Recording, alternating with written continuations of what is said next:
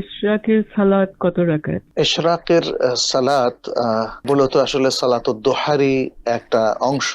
জি। অর্থাৎ সূর্যের আলো যখন মাটিতে পড়ে তখন থেকে নিয়ে জাওয়াল তথা জোহরের আগ পর্যন্ত এই সালাতটাকে চাশতের সালা বা সালাতুদ দোহা বলা হয়।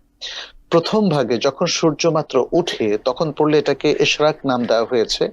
অনেকটা পার্থক্য হলো এরকম, যেটা আমরা রাতের সালাতের ক্ষেত্রে একটু দেখে থাকি। রামাদানে আমরা যদি এশার পরে কিয়ামুল লাইলটা করি তখন এটাকে তারাবি বলা হয়, আর শেষ রাতে পড়লে সেটাকে সালাতুত তাহাজ্জুদ বলা হয়।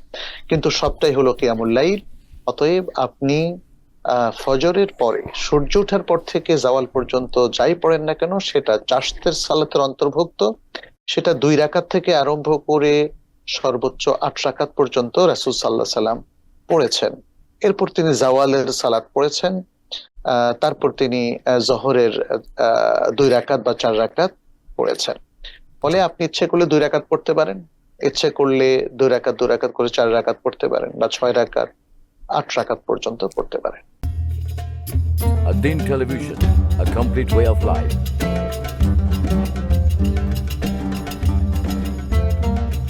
প্রিয় দর্শক, ধন্যবাদ আদ্দিনের সাথে থাকার জন্য। এমন আরো সুন্দর সুন্দর ইসলামিক কন্টেন্ট ও সবশেষ আপডেট পেতে সাবস্ক্রাইব করুন আমাদের ইউটিউব চ্যানেল আদ্দিন এবং পাশের বেল আইকনটি চাপুন। পরবর্তী সকল ভিডিও নোটিফিকেশন পেতে যুক্ত থাকুন আমাদের সোশ্যাল মিডিয়ায়।